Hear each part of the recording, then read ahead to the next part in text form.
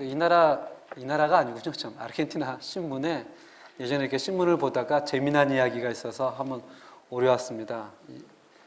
Todo el mundo quiere salvar al planeta. 많은 사람들이 지구를 살리려고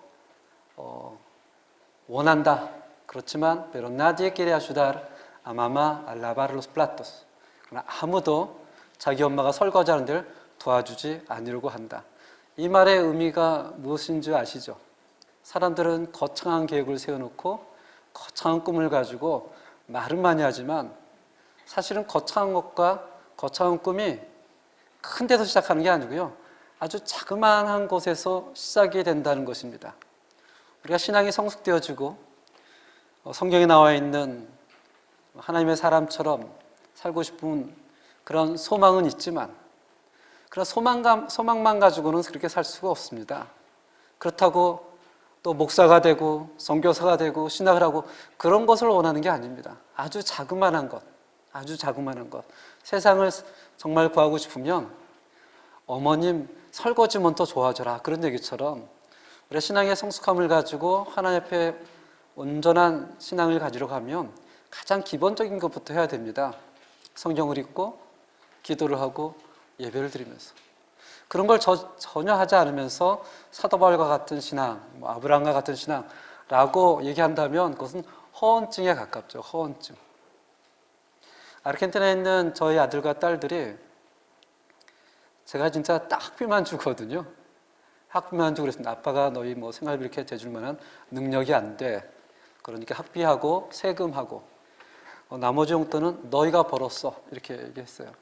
그랬더니 부지런히 이제 과외를 하고 또 아껴 쓰고 예전에는 손쉽게 저한테 손을 내밀었던 뭐 그렇지는 않았지만 그래도 내밀었던 그 손이 이제 자기가 일해서 벌었으니까 이게 이제 물질 귀한 걸 알게 되죠. 그러면서 삶을 이렇게 살아가는 거구나라는 것을 규모 있는 삶을 배워나가는 것 같습니다. 신앙의 삶도 마찬가지라고 생각이 들어요. 만약에 그런 기본적인 것을 하지 않고 마음속에 꿈만 너무 커다라면 이것은 허언증하고 절대 이루어지지 않습니다.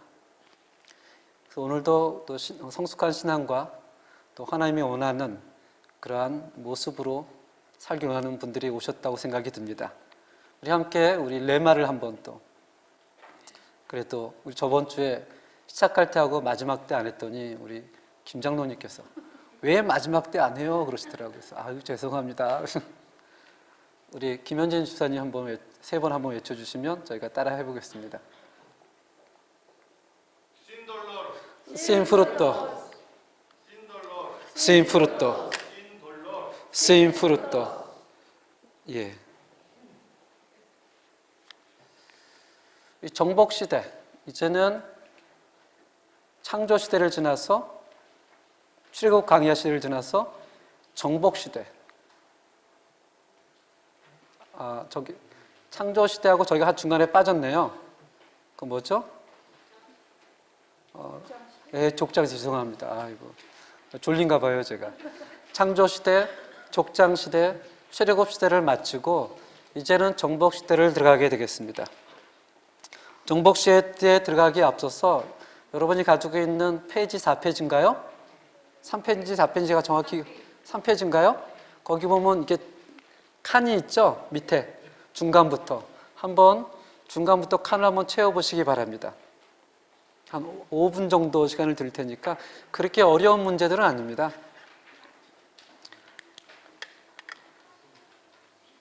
중간에 보면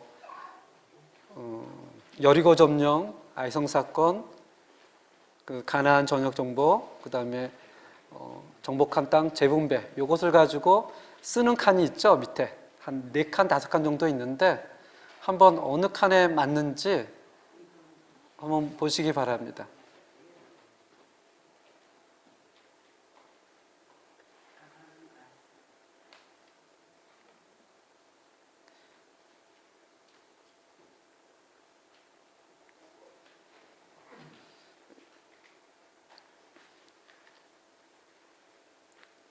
우리 다니엘하고 양시영 집사님은 저를 이렇게 빤히 쳐다보시는 게 사랑한다고 감사합니다. 양준희 선 제가 무척 사랑해요. 아이고 참.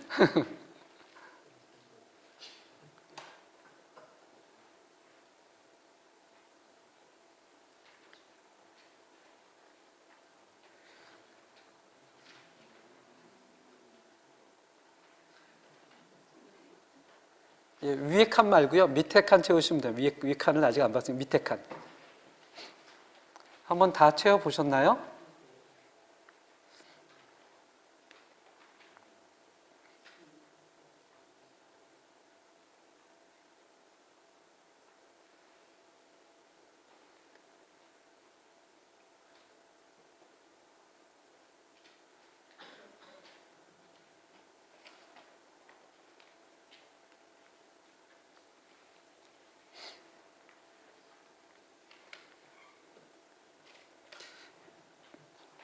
아마도 다 채우셨을 것이라고 생각이 듭니다.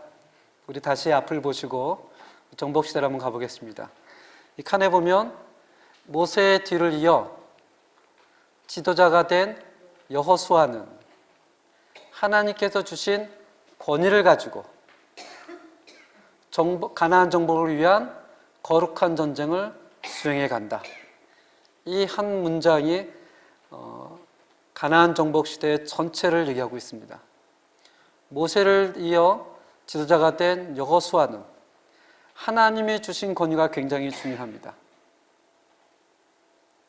하나님의 권위를 주셨다라고 생각을 하셔야 되고, 그리고 가나안 정복은 거룩한 전쟁이다. 하나님이 싸우시는 거룩한 전쟁.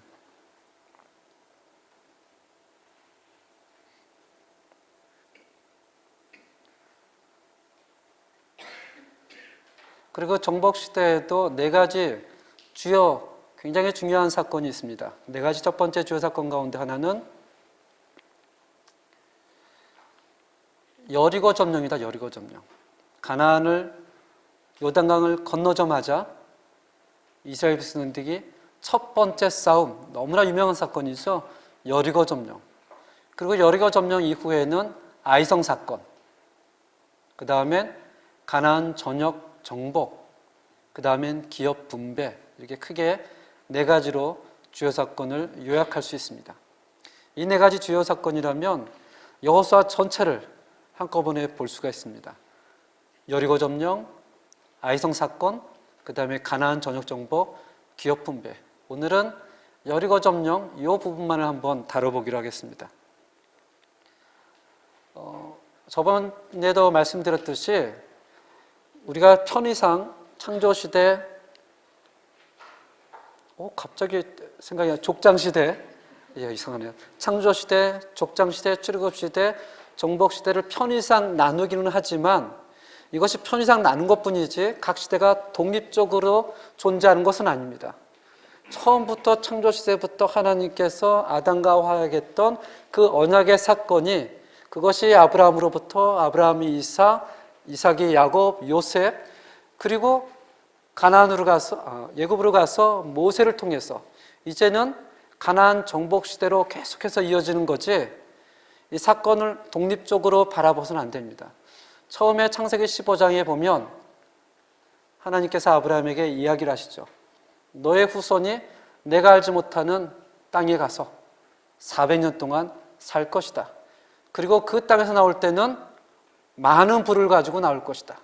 당연히 아브라함은 그게 무슨 언약인지 이해할 수가 없었습니다. 왜냐하면 자기 죽고 나서 800년 이후에 일어난 사건이기 때문에 당연히 모르죠. 아는 게 이상한 거죠.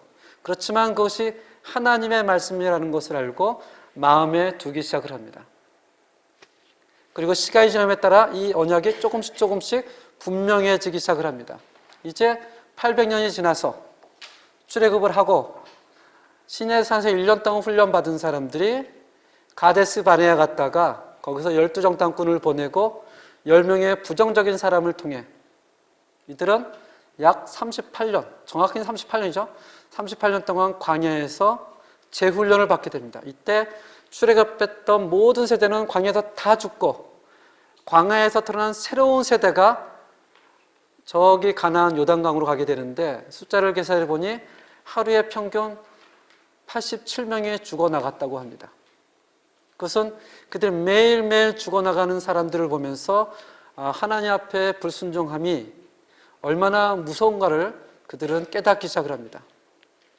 가나안 땅에 들어가기 직전에 참 원통스럽게도 하나님이 누굴 데려갔어요? 모세를 데려갑니다. 모세가 이때가 120살이었지만 그의 신체가 노쇠해서 그가 힘들어서 못 들어간 게 아니라 그는 분명히 들어갈 수 있었지만 하나님이 허락지 않습니다. 이 성경에서 가장 위대한 이스라엘 백성들이 존경하는 인물을 뽑으라면 아브라함을 뽑지 않고 모세를 뽑습니다. 왜냐하면 모세를 통해서 출애굽을 하고 모세를 통해서 십계명을 받거든요. 이 모세를 통해서 유대인이란 정체성이 확립되기 때문에 이스라엘 백성은 모세를 그 어느 지도자보다도 높게 평가합니다. 근데 그 모세가 죽었어요. 이 가장 위대한 지도자를 잃어버린 그 이스라엘 백성들의 마음은 어땠을까? 그리고 그 가장 위대한 지도자를 이어서 쓴 후계자가 된 여호수아는 또한 어떤 마음이었을까? 한국에서도 그런 얘기가 있습니다. 청빙을 받을 때 절대 위대한 목사님 교회는 가지 마라, 그런 얘기를 해요. 왜냐하면 옥하는 목사님이라든지 한경진 목사님이라든지 이렇게 굵직굵직한 이렇게 족적을 난진 그 교회에 가면 늘 비교가 되는 겁니다. 우리 이동훈 목사님이 이랬는데, 한경진 목사님은 이랬는데, 옥하는 목사님은 이랬는데. 사실 그분은 그분이지 어떻게 비교가 되겠습니까? 그렇지만 뒤에 들어가는 목사님은 너무나 이게 부담이 되는 겁니다. 그 이름 자체로 옥하는 요 하나로 운맥이 죽어져. 한번 여호수아 입장을 생각해 보세요. 여호수아가 그렇게 출애굽에서 두각을 나타낸 적이 없습니다. 여호수아 이름은 딱 한 번 나옵니다. 2번 나와요. 출애굽에서는 한 번. 언제냐면 시내산 도착해서 아말렉 전쟁할 때 한 번 나오고요. 그때 여호수아 이름이 처음 나옵니다. 그리고 안 나오다가 민수기서의 가데스 반에서 2번째 이름이 나옵니다. 그리고 한 번 나오다가 이제 나오는 거예요. 갑자기 모세를 잃어버린, 그리고 모세의 자리를 이어가야 될 여호수아는 엄청난 부담감을 느꼈습니다. 저희가 이제 11월 달에 이제 칠레에 왔는데 제가 생각했던 것보다는 2-3달을 먼저 좀 왔습니다. 저는 이제 서류를 좀 하고, 근데 이제 교회 여러 가지 상황상 제가 11월 달에 오게 됐는데 11월 달에 딱 오고 나니까 갑자기 저희 아들이 엄청 스트레스 받는 거예요. 그전에는 아빠가 다 했거든요. 세금이라든지 생활이라든지. 근데 이제 어느 날 갑자기 아이의 시각에서는 엄마 아빠가 사라져버린 겁니다. 칠레로 가버린 거예요. 그리고 나서 전화로 세금은 이렇게 해라, 할머니 보험은 이렇게 해라, 병원 이렇게 해라 하지 않는 것을 하니까 애가 잠을 못 자더라고요. 근데 그 시간도 한 6-7개월 지나니까 이제 좀 안정적인 것 같습니다. 그전에는 아침에 전화 오죠, 점심에 전화 오죠, 저녁에 전화, 아빠 어떡하면 좋아요, 막 그래요. 이 여호수아가 그랬습니다. 얼마나 두려웠겠어요. 200만 명의 사람들을 두고 어느 날 갑자기 모세의 그 공백을 메워야 하는. 그래서 여호수아 1장에 보면, 여호수아 1장 한번 보시겠습니다.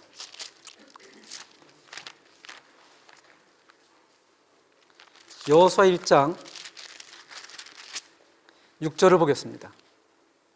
유난히 여호수아 1장에 반복해서 기록되는 이야기가 있습니다. 우리 6장 1절 한번 읽어볼까요? 여호수아서 1장 6절, 죄송합니다. 1장 6절, 죄송합니다. 졸린가 봐요. 이렇게 헛소리가 나오는 거 보니까. 1장 6절입니다. 1장 6절에 보면 유난히 1장에 반복되어지는 얘기가 있어요. 뭐라고 얘기를 하죠? 너는 강하고 담대하라. 한 번만 쓰여진 것이 아니라 7절에 또 있습니다. 오직 강하고 극히 담대하라. 또 9절에 써 있습니다. 내가 내게 명령한 것이 아니냐? 강하고 담대하라. 두려워하지 말며 놀라지 말라. 이렇게 쓰여진 것을 우리가 이해를 해야 됩니다. 얼마나 두려웠겠어요, 얼마나. 얼마나 모세랑 비교가 됐겠습니까? 갑자기 사람들이 여호수아만 쳐다봅니다. 저 사람에 비해서 무슨 얘기가 나올까? 저 사람은 모세와 같을까? 저 사람이 과연 지도자가 될 수 있을까? 여호수아는 두려울 수밖에 없었습니다. 그래서 성경에서 반복해서 얘기하는 거죠. 여호수아야, 강하고 담대하라. 오직 너는 강하고 담대하라. 강하고 담대하라. 두려워하지 말라. 놀라지 말라. 내가 너와 함께하겠다. 그렇다면 어떻게 어떻게 여호수아는 강하고 담대할 수 있을까요? 어떻게 하면 지도자로서 모세 정도는 아니겠지만 이스라엘 백성 공동체 지도자로서 강하고 담대하게 설 수 있을까요? 우리 8절 함께 보겠습니다. 8절 시작. 이 율법책을 내 입에서 떠나지 말게 하며 주야로 그것을 묵상하여 그 안에 기록된 대로 다 지켜 행하라. 그리하면 내 길이 형통하게 될 것이며 내가 형통하리라. 아멘. 그가 영적인 리더십을 가질 수 있고 이스라엘 백성 앞에서 하나님 앞에서 지도자를 할 수 있는 유일한 방법은 딱 한 가지밖에 없습니다. 모세랑 끊임없이 비교하면서 갈등 속에 살아가는 게 아니고요. 하나님의 말씀을 어떻게 해요? 내 입에서 떠나지 말며 주야로 묵상하라. 그 안에 기록된 대로 다 지켜 행하라. 그리하면 내 길이 평탄하게 될 것이며 내가 형통하리라. 지금 두렵고 떨리고 무서운 여호수아의 마음에 하나님 얘기를 하는 거죠. 여호수아야, 하나님의 율법을 떠나면 안 돼. 주야로 묵상해야 돼. 네가 주야로 묵상하고 지키면 백성들이 알 거야. 너가 지도자가 된다는 사실을. 여호수아서 1장 16절, 17절, 18절을 보겠습니다. 16절에 보니까 이렇게 얘기를 합니다. 그들이, 여기 백성입니다. 백성들이 여호수아에게 대답하여 이르되 당신이 우리에게 명령하신 것은 우리가 다 행할 것이요 당신이 우리를 보내신 곳에는 우리가 가리이다. 17절 중요합니다. 함께 읽겠습니다. 시작. 우리는 범사의 모세에게 순종한 것 같이 당신에게 순종하려니와 오직 당신의 하나님 여호와께서 모세와 함께 계시던 것 같이 당신과 함께 계시기를 원하나이다. 지금 이스라엘 백성들이 여호수아에게 구하는 것은 딱 한 가지예요. 뭐예요? 위대하라는 얘기가 아닙니다. 능력이 있으라는 얘기가 아니에요. 하나님이 모세와 했던 것처럼 하나님이 당신과 함께 하기를 원합니다. 사실 교회에서도 이제 목회자나 우리 지도자들에게 원하는 것이 가장 중요한 게 그거거든요. 그것을 가장 많이 보지 않습니까? 물론 겉으로 평가할 때는 다르게 평가하겠지만 점점 시간이 갈수록 그 목사님의 삶 가운데, 그 지도자의 삶 가운데 하나님이 함께하는 증거를 보이기를 원합니다. 그 증거가 이적이나 기적이 아니에요. 이적이나 기적이 아니고요.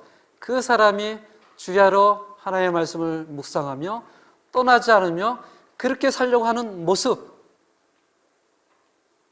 그 모습을 백성들이 요구하는 겁니다. 그렇게만 한다면 우리가 당신의 말을 들을 것입니다.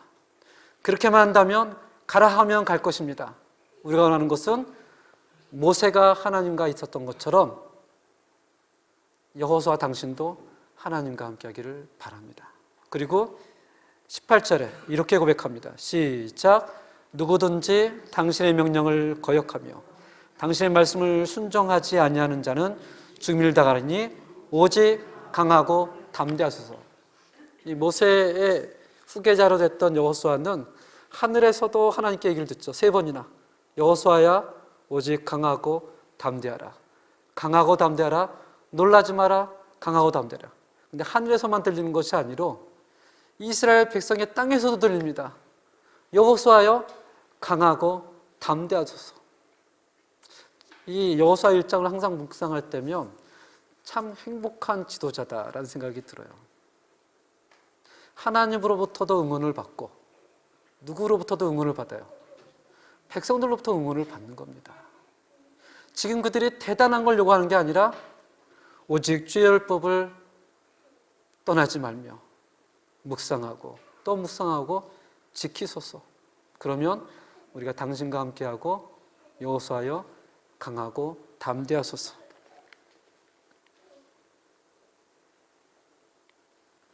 여호수아의 뜻은 여호와는 구원이시다라는 뜻입니다. 그래서 여호수아, 요셉, 예수 다 같은 뜻입니다. 다 같은 시예요. 이제 저번에도 잠깐 언급했던 것처럼 히브리어는 모음이 없습니다. 자음만 가지고 글을 읽어요. 모음 자체가 없어요. 그러니까 우리는 모음이 없는 글을 읽는다는 게 이상하지만 히브리 사람들은 모음이 없기 때문에 그게 익숙해져 있습니다. 다만 오늘날 현대 히브리인들은, 유대인들은 그것을 잘 구분을 못해서 약자로 점을 찍어 놓죠. 모음을. 원래는 모음이 없습니다. 그래서 예수, 여호수아, 요셉 모음을 다 떼버리면 같은 글자예요. 같은 글자. 여호와는 나의 구원이시다. 이제 여호수아에게는 큰 두 가지 숙제가 있었습니다. 첫 번째는 어떻게 요단강을 건너갈까? 어떻게 건너갈까? 두 번째는 어떻게 여리고를 점령할까? 그러나 요단강을 건너지 못하면 여리고를 점령할 수가 없습니다. 첫 번째 시험, 어떻게 요단강을 건너갈까?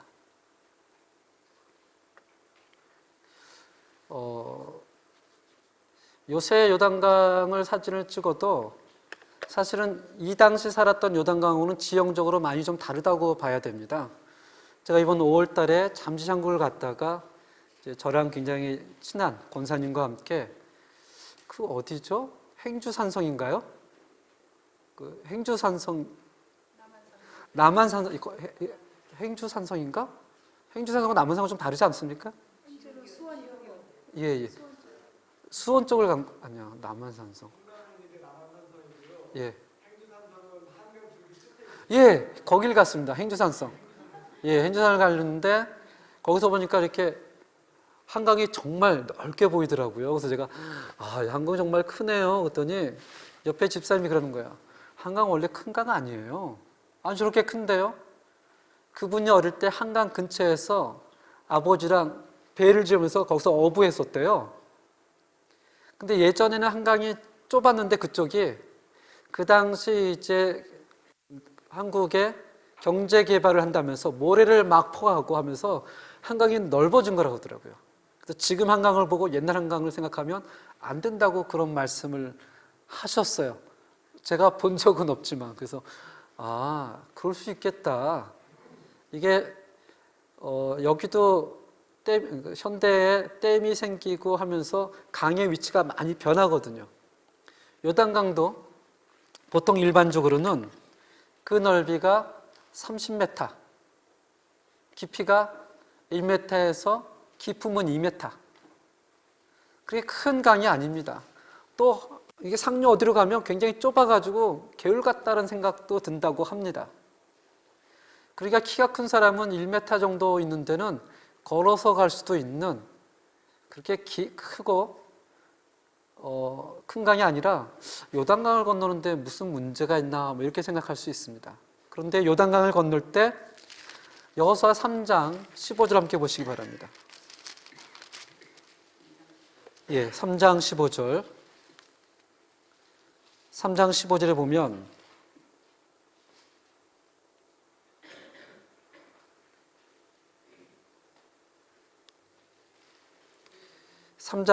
여호수아 3장 15절 함께 읽겠습니다. 시작. 요단이 곡식 거두는 시기에는 항상 언덕이 넘치더라. 여기를 보면 그 당시가 곡식을 거두는 시기, tiempo de siega. 그러니까 일반적으로 우리가 보는 저런 요단강이 아니고 곡식을 거두는 시기라 비가 많이 오던, 혹시 기억하시는지 모르겠지만 첫째 날 저랑 유대인 달력을 봤죠. 유대인 달력을 보면 이른 비가 있고 늦은 비가 있습니다. 이른 비 때는 여기 보시면 알겠지만 완전히 이제 건조한, 비가 전혀 오지 않는, 그래서 이른 비가 와야 이 땅이 물난이도가 돼가지고 씨를 심을 수가 있습니다. 씨를. 그게 안 오면 씨를 못 심어요. 그리고 비가 오면 이때부터 비가 쭉 오면서 곡식이 무르익어 갑니다. 그리고 마지막에 이 늦은 비가 와야 그때가 곡식 거두는 시기예요. 그때가. 지금 이 얘기는 요단이 곡식 거두는 시기라는 말은 비가 엄청 오던 시기라는 거예요. 비가 엄청 오던 시기. 칠레가 오랫동안 가뭄이었었잖아요. 한 달 전인가? 한 달 반 전에. 그 딸까 세미나 있을 지역에. 뭐 비가 좀 오는구나라고 생각을 했지 그렇게 강물이 불어날 거라고는 저는 상상도 못했습니다. 내려가는데 우리 박 지사님 기억하죠? 핸드폰에 막 알레르타 막 뜨고 보니까 강이 무섭게 흘러내려가더라고요. 무섭게. 다행히 학생부 수련회는 물이 풍부한 저수지에서 또 수련을 할 수 있는 또 은혜도 있었습니다. 지금 요단강이 이런 게 아니라 넓이가 비가 와서 1km가 된 거예요. 수심은 4m. 물이 엄청나게 흐릅니다. 그때 저는 여기 마포초 강을 보진 못했습니다. 근데 들은 얘기로는 사람들이 마포초 근처에 와서 막 사진을 찍었다고 하더라고요. 물이 엄청나게 불었어. 지금 요단강이 그런 상황이라고 생각하시면 돼요. 그런 상황에 이제 요단강을 건너가야 됩니다. 어떻게 건너가겠어요? 여러분이라면 어떻게 건너가야 됩니까?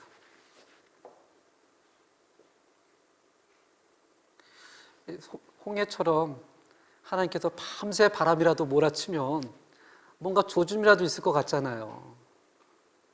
모세가 이렇게 지팡이를 치듯이 탁 쳐서 밤새 바람이 불고 뭔가 조금이라도 조금씩 갈라진다면 그러면 가능할 텐데 요단강은 어떻게 건너갔을 거라고 생각이 드십니까? 우리 여호수아 3장을 한번 보시기 바랍니다. 여호수아 3장 3절에 보시면 그 물이 엄청나게 불어있을 때 넓이가 1km, 수심이 4m 이상의 그런 물 가운데 하나님이 여호수아에게 얘기를 합니다. 3장 3절에 백성에게 명령하여 이르되 너희는 레위 사람 누구요? 제사장들이 너희 하나님 여호와의 궤를 메는 것을 보거든 어떻게 해요? 그 뒤를 따라가라. 4절에 보니까 그러나 너희와 그 사이 거리가 그 백성들하고 그 제사장이 맨 그 법궤 사이가 얼마요? 2000규빗. 2000규빗이면 대략 노스밀 꼬도스.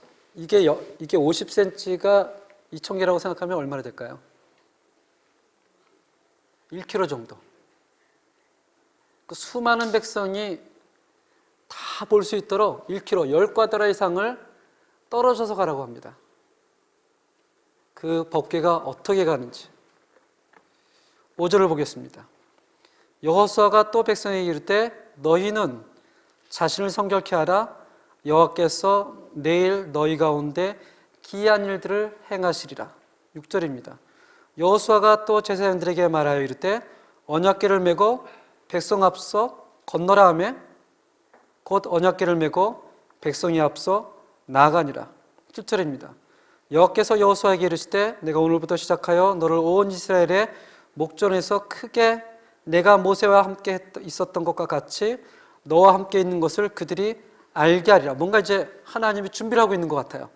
8절에 보니까 너는 언약궤를 맨 제사장들에게 명령하여 이르기를 어떻게 하라? 어떻게 하라? 요단강에 들어가라. 한번 상상을 해보세요. 법궤를 맸는데 제사장들이 그 물이 넘쳐 흐르는 홍수 같은 곳을 들어가라고 해요. 모세처럼 바람이 부는 것도 아니에요. 조금씩 조금씩 갈라지는 것도 아니에요. 그냥 들어가래요. 여러분이 제사장들 하면 어떤 생각이 들겠어요? 이거 너무하는 거 아니야? 아니 제사장이라고 그냥 들어가? 이건 들어가면 휩쓸려 가는 겁니다. 휩쓸려 가는 거예요.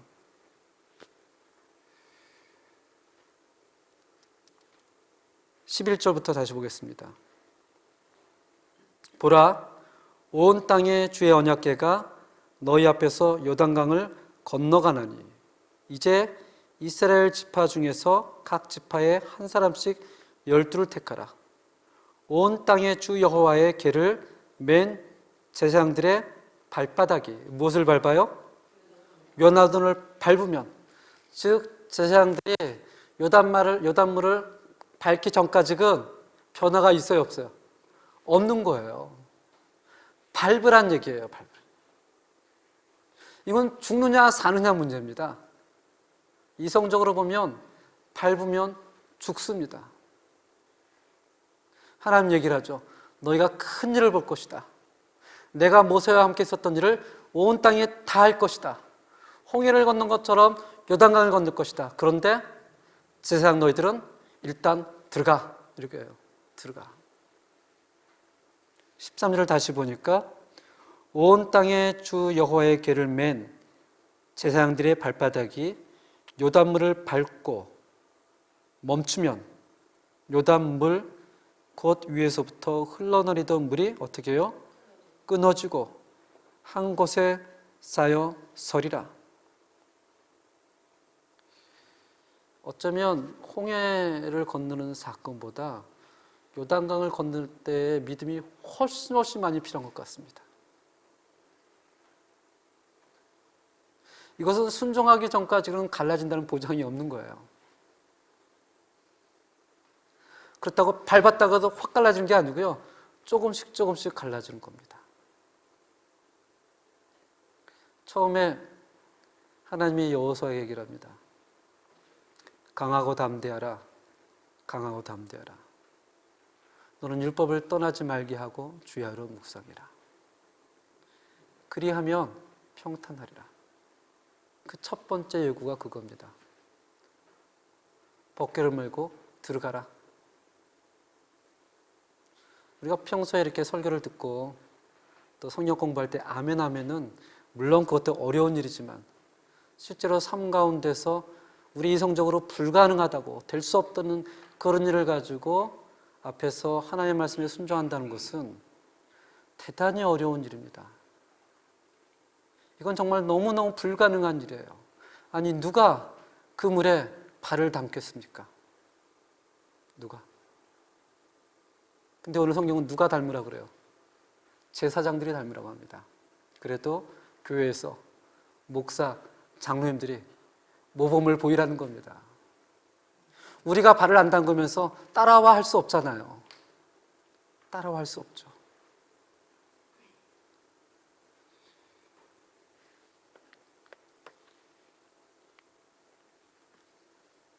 그리고 백성들이 다 건너기까지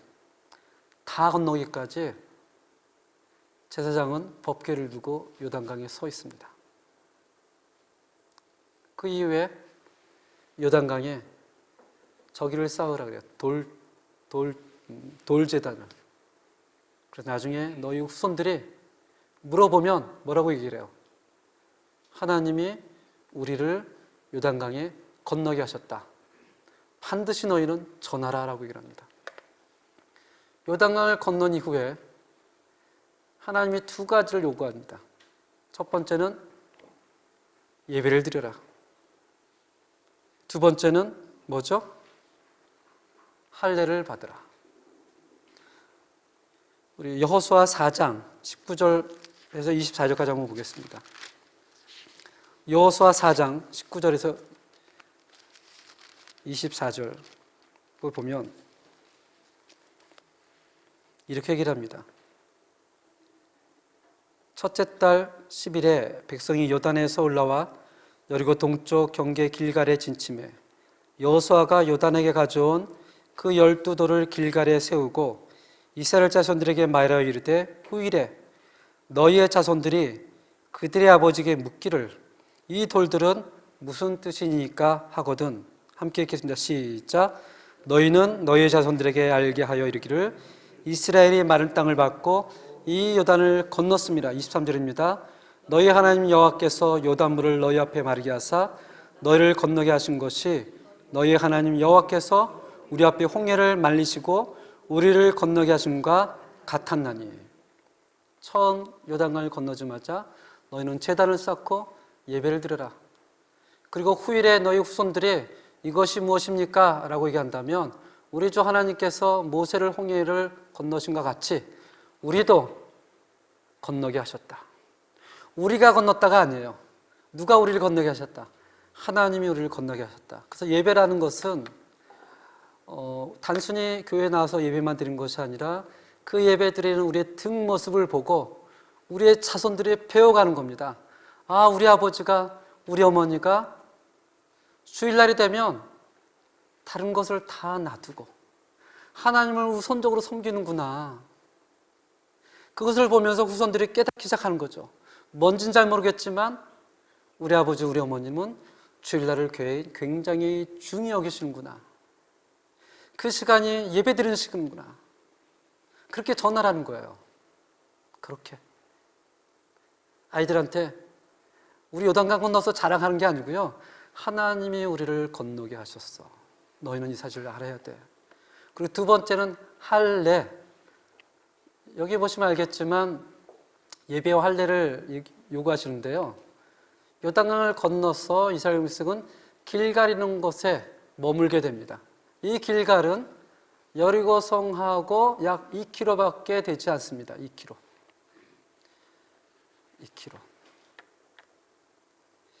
산이 있고 첩청산 중에 2km가 아니고요. 그냥 평지 2km예요. 평지 2km. 그냥 보입니다. 저쪽에 눈 뜨고 보이면 여리고성이 보이는 거예요. 거기서 이제 길갈에 진을 치고 여리고 사람들은 이스라엘 백성을 정복 쳐들어온다는 것을 준비하고 있는 거고요. 이스라엘 백성은 2km 앞에 떨어져 있습니다. 근데 여기서 하나님이 뭘 요구를 해요? 할례를 받으라. 요새는 이게 세계에서 할례를 받는 민족이 몇 민족이 안 되더라고요. 요새 학생들, 청년들은 안 받죠. 부모님 받으라고 얘기 안 하죠. 저희 때는 의무였습니다. 그때는 막 나라에서 이렇게 광고도 하고 해야 깨끗하다, 병에 걸리지 않는다. 그래서 안 받으면 이상한 사람이었습니다. 목욕탕 가면 서로 막 놀리고 그랬어요. 너 아직 안 했니? 막 이러면서. 그때는 그랬어요. 근데 이 할례라는 것이 저는 군대를 안 가봐서 잘 모릅니다. 이제 군대를 다녀오신 분들은 이게 진짜인지 가짜인지 제가 그런 얘기를 좀 들었어요. 우리 김현희 사님 군대 다녀오셨죠? 예. 진짜인지 가짜인지 제가 확인을 못했는데 예전에는 할례를 안 받으면 군대 가서 받는다고 하더라고요. 마취도 없이. 그런 얘기를 제가 많이 들었는데 진짜입니까? 할례라는 거하고 흔히들 얘기하는 토종수사랑 같은 건데 비슷합니다. 비슷해요. 옛날에 군대에서 다 했어요. 그렇죠. 예, 마취했나요? 그렇죠. 안 하면 의무적으로 했죠. 지금은 아니죠. 근데 예전엔 그랬죠. 근데 진짜 마취도 안 하고 막 했나요? 예, 간접적으로 알 수도 있는 거죠. 근데 이제 할례를 예, 받아보시면 알겠지만 할례를 받으면 남자의 전투 능력이 급격히 떨어집니다. 거의 3, 4일은 누워 있어야 돼요. 소용마다 정신을 못 차려요. 소용마다. 이게 이제 마취를 하고 수술을 받았는데도. 한번 생각을 해보세요. 여리고에서 2km 떨어진 길갈에 지금 서로 대치를 하고 있는 거예요. 근데 하나님께서 요구를 해요. 할례를 받으라. 할례를 받았을 때 만약에 여리고 사람들이 쳐들어오면 어떻게 될까요? 할례란 말이 처음 나올 때가 언제냐면 창세기 17장에 나옵니다. 아브라함이 이삭을 낳지 않고 자기의 아내의 여종 하갈을 통해서 이스마엘을 낳습니다. 그 이스마엘을 낳고 아브라함은 그 사람이 언약의 아들이라고 착각하고 있었어요. 그리고 18년이 지나 아브라함이 99살 때 하나님이 나타나서 아브라함에게 얘기를 하죠. 아브라함아, 아브라함아, 나는 전능한 하나님이라. 너는 내 앞에서 완전해라. 그러면서 다시 한번 이삭을 낳을 것이다. 100살 때 되면서. 그러면서 아브라함에게 요구하는 게 있습니다. 그게 할례예요. 한번 볼까요? 창세기 17장.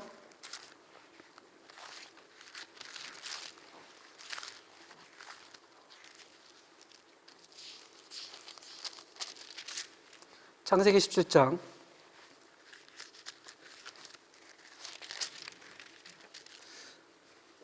9절에 보면 이렇게 얘기를 합니다.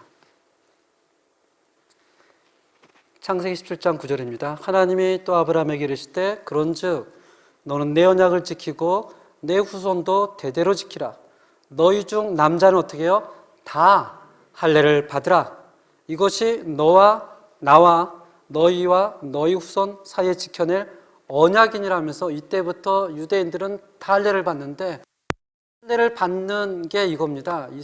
아브라함이 자기의 능력을 힘입어서 언약의 자녀가 아닌 율법의 자녀를 낳자 하나님께서 할례라는 표시를 통해서 너는 너의 힘을 의지하지 말고 어떻게 해요? 그 표피를 잘라서 그때부터 너와 나의 백성은 누굴 의지하지 말라? 하나님만 의지하라고 얘기하는 거예요. 너의 의지하던 것을 잘라서 그걸 표시로 해서 이제는 하나님만 의지하는 민족이 되라. 이때부터 유대 민족은 할례를 받기 시작합니다. 그리고 나서 할례란 말이 창세기 34장에 한번 나옵니다. 창세기 34장에 두 번째로 나옵니다. 창세기 34장에 보면 야곱에게 디나라는 딸이 있었습니다. 아마 사건 아실 거예요. 이 디나가 밖에 나갔다가 굉장히 부끄러운 일을 당해요. 34장 2절에 보니까 휘 족속 중 하몰의 아들 그 땅의 주장 세겜이 누구를 보고요? 디나를 보고 끌어들여 강간을 하는 사건이 나타납니다. 오늘날도 강간은 굉장히 위험천만한 아주 나쁜 짓이지만 그때 강간은요 한 사람의 기억을 말살시켜버립니다. 그 사람만이 아니라 그 사람의 가정까지 무시하는 거예요. 그런데 3절에 보니까 그 마음이 깊이 야곱의 딸 드네에게 연연하며 그 소녀를 사랑하여 그 마음의 마음을 위로하고 이 소식을 5절에 야곱이 듣습니다. 야곱이 그 딸 디나를 그가 더럽혔다함을 들었으나 잠잠했대요. 왜 그랬을까요? 이거는 정말 우리 진짜 여기서 표현하면 안 되겠지만 우리 한국 옛날표로 찢어 죽여도 분노할 사건인데 왜 야곱은 잠잠했을까요? 왜? 예? 왜 아무런 말도 못했을까요? 아들들이 도올 때까지 기다렸어요? 예? 더 수치스러울까봐. 30절 한번 보시기 바랍니다. 30절. 30절에 보면 야곱이 이렇게 얘기합니다.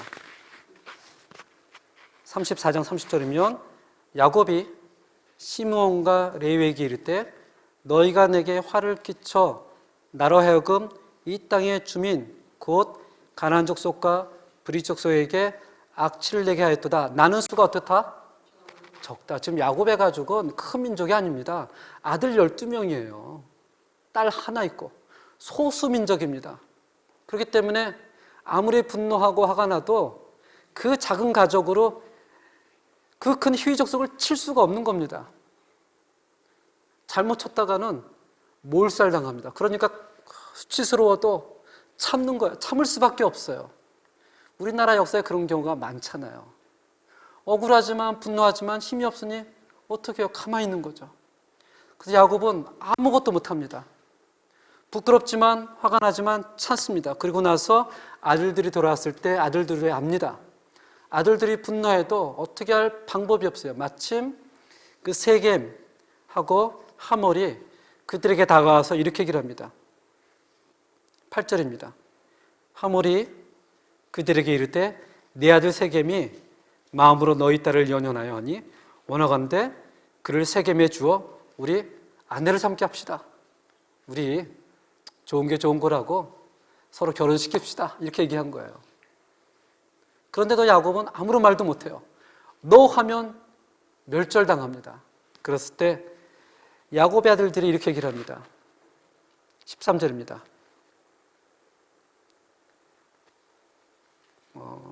14절입니다. 14절. 야곱의 아들들이 그들에게 말하되 우리는 그리하지 못하겠노라. 왜냐하면 너희는 할례받지 않은 사람들이니까. 우리는 할례받은 민족이라 할례받은 사람하고만 결혼해. 그러니까 너희가 만약에 결혼하고 싶으면 무엇을 받아라? 할례를 받아라. 그래서 15절에 얘기를 합니다. 그런즉 이같이 하면 너희에게 허락하리라. 만일 너희 중 남자가 다 할례를 받고 우리 같이 되면 16절 우리 딸을 너희에게 주며 너희 딸을 우리에게 데려오며 너희와 함께 거주하며 한 민족이 되리라. 그런 얘기를 하는 거예요. 우리 다 할례를 받자. 그러면 디나도 가고 또 너희 딸도 우리가 결혼하고. 이 얘기를 듣고 18절에 그들의 말을 하몰과 그의 아들 세겜이 어떻게 여겼다고요? 좋게 여겼다. 그리고 나서 24절입니다. 하몰하고 세겜이 자기 족속 가족으로 가서 이렇게 합니다. 성문으로 출입하는 모든 자가 하몰과 그의 아들 세겜의 말을 듣고 못해요? 다 세례를 받습니다.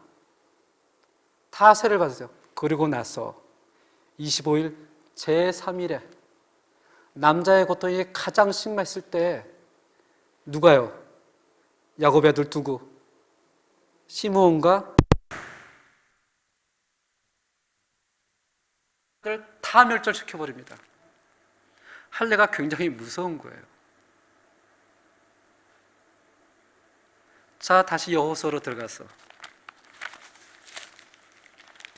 하나님이 지금 여호수아하고 백성들에게 요구를 합니다. 너희는 할례를 받으라.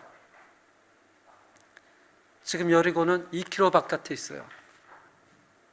할례를 받으면 자기들이 과거에 경험했거든요.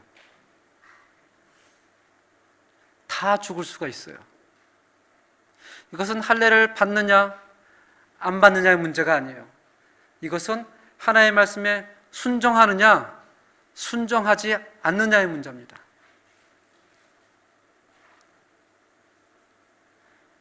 하나님은 말씀만 하지 않거든요. 너는 율법을 떠나지 말고 주야로 묵상하고 항상 지켜라 하면서 얘기를 합니다. 그래? 그럼 보여줘. 할례를 받아. 할례를 받는 뜻은 하나님만 의지한다는 뜻이잖아요. 이스라엘 백성이 할례를 다 받습니다. 이것은 하나님에 대한 진정한 고백이 아니면 받을 수가 없는 거예요. 죽으면 죽으리라는 고백일 수밖에 없는 겁니다.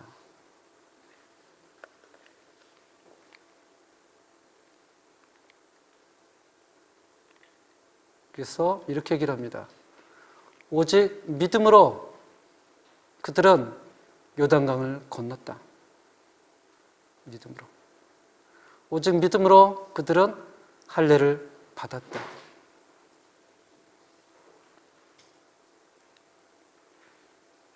두 번째 사건은 간단하게 얘기하고 또 마치겠습니다.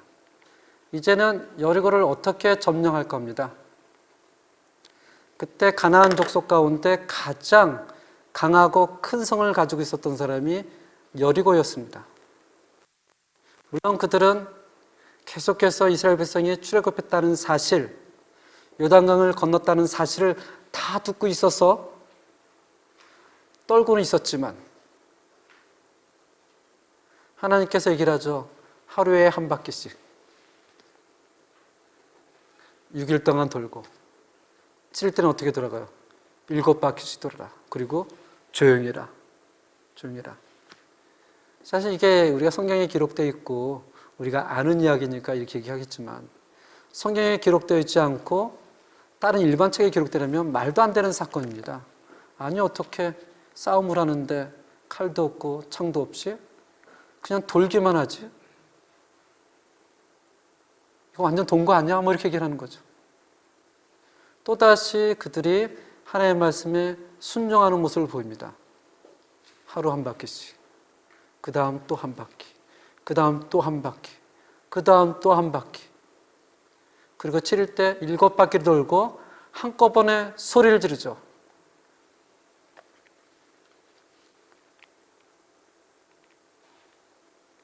뭐 찾아보질 않겠습니다. 여리고성이 무너지는데 이 사건도 우리는 포르라페, 믿음으로 무너진 사건이다라고 얘기를 합니다. 여호수아에 나와 있는 이 믿음의 사람들, 그들이 요단강을 건너고 여리고를 점령한 사건은 그들이 대단해서도 아니고 전략이 좋아서가 아닙니다. 처음부터 하나님은 얘기를 합니다. 강하고 담대하라. 너희가 강하고 담대할 수 있는 유일한 방법은 율법을 떠나지 아니하고 그 율법을 죄로 묵상하며 지키는 것이다. 그들이 아멘하고 소리쳤을 때 진짜 그런지 요구를 합니다. 그래? 그러면 저 요단강을 건너라. 누구부터요? 제사장부터. 한번 보여줘라. 그들이 건너고 나자마자 예배를 드리게 하고 이제는 그러면 할례를 받으라. 할례를 받는다는 것은 죽는다는 것을 의미합니다. 하나님만 전적으로 의미해요. 그래도 받습니다. 그리고 여리고성을 돌아라. 그리고 돕니다. 이런 신앙의 경험이 하나 쌓여가면서 하나님에 대한 의지, 하나님에 대한 신뢰가 만들어져 가는 것입니다. 이런 경험이 없이는 이런 신뢰가 만들어지지가 않습니다. 아마 우리 여기에 계시는 성도님들은 다 그런 경험들이 있을 것이라고 생각이 듭니다. 물론 성경 공부를 해야 되고 기도를 해야 되지만 그것이 삶 가운데 실천되어지지 않고 경험되어지지 않으면 알 수가 없는 사건들입니다. 오늘은 여기까지 가고 다 약간 침울해 계신 것 같아요. 이렇게 우리 또 여리고 오늘날의 터라고 합니다. 저도 아직 가보질 못했어요. 언젠가 한번 가볼 수 있는 버킷리스트에 집어넣어 봐야죠. 우리 김현진 집사님 한번 또 외쳐주시면. 시인도르미. 시인프루토. 시인프루토. 네, 시인프루토. 잠시 기도하겠습니다. 하나님 아버지, 또한 여호수아 정복시대를 통해서 하나님이 어떻게 그들을 인도하셨고 그들이 어떻게 조금씩 하나님을 신뢰해 갔는가를 또한 성경을 통해서 보게 되고 이것이 오늘날도 우리에게 동일하게 일어나고 있음을 우리가 고백합니다. 하나님을 신뢰할 수 있도록 인도해 주시고 또 하나님 말씀에 순복하며 하나님의 또한 보여주시는 은혜를 체험할 수 있는 저희가 될 수 있도록 주님 붙잡아 주시옵소서. 예수님 이름으로 기도합니다. 아멘.